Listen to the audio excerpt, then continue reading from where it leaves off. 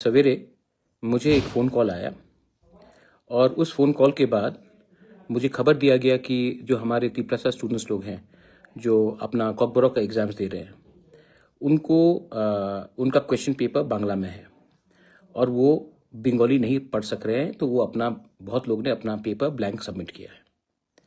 ये खबर सुनने के बाद मुझे 2 चीज़ याद आया कि 1 साल पहले जब हमारा स्टेटस को मेंटेन करने का बात हुआ था तो लिखा गया था कि we can write the exam paper in English, Roman script में हम लिख सकते हैं आंसर्स, और ये जो स्कूल एग्ज़ाम्स होगा, मैट्रिक का होगा, वहाँ में जो इन्विजिलेटर्स हैं, जो टीचर्स हैं, वो हमारे स्टूडेंट को अगर वो बांग्ला नहीं समझते हैं ये इसको ट्रांसलेट करके अपने मतलब कि हमारे स्टूडेंट को समझाएगा और तो वो अपना आंसर इंग्लिश में दे सकते हैं क्वेश्चन को ट्रांसलेट करने के लिए।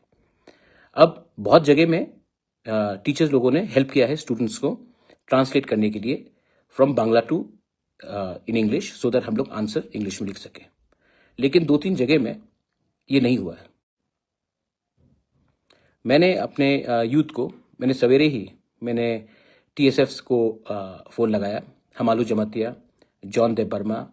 मैंने TISF के स्टूडेंट से बात किया, अपने MLA विश्वजीत देबबर्मा जो पुराने TSF जनरल सेक्रेटरी भी रहे, उनसे भी बात किया और मैंने कहा कि इमीडिएटली जाकर इसका रिपोर्ट लेकर आओ। मुझे रिपोर्ट मिला है कि कुछ स्कूल्स में there was no cooperation from the teacher side to the students. मैं यहाँ में चुप बैठने के लिए तो आया नहीं हूँ, अपने लोगों के लिए बात करने आया हूँ। ठीक है, ये अलायंस है, लेकिन इसका ये मतलब नहीं है कि अगर कहीं में लोकली किसी ने बात नहीं माना है तो इसके लिए हम आवाज़ नहीं उठाएंगे। ये इशू बहुत सीरियस है। Language is a very serious issue and इस बात को मैं चीफ मिनिस्टर से बैठकर मैं बात करूंगा। देखिए, एजुकेशन के नाम में पॉलिटिक्स नहीं होना चाहिए। आज we all need English education, because अगर हमें इंग्लिश एजुकेशन मिलेगा तो कल हमारे बच्चे लोगों को अच्छा नौकरी मिलेगा, not only in Tripura, not only in India, but across the world. So it is very important and it is compulsory that we learn to read and write in English. और कोई भी लैंग्वेज या कोई भी स्क्रिप्ट तो आज के दिन जब स्टेटस को का बात 1 साल पहले हो चुका था कि स्टेटस को हम लोग मेंटेन करेंगे और टीचर्स लोग हमारे स्टूडेंट्स को ट्रांसलेट करेंगे बांग्ला में जो क्वेश्चन है उसको इंग्लिश में लिखने के लिए, और आज students can write the exam paper in English.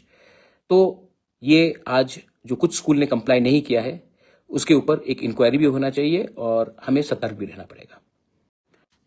एक दूसरे को ब्लेम करने से कुछ नहीं मिलेगा अभी, लेकिन एक दूसरे का संग मिलकर ये जो कई जगह में ये जो हो रहा है, कई जगह में जानबूझ के हो रहा है और कई जगह में they doing this to keep our students behind.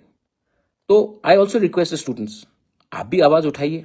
हर चीज बुबागरा अकेला तो नहीं करेगा। मैं तो आपके लिए फाइट कर रहा हूं, लेकिन ये सिर्फ मेरा भविष्य का बात नहीं है। आप भी आवाज उठाइए, आप भी बात कीजिए, आपका भी जो दिल का अंदर का बात है वो भी बात कीजिए।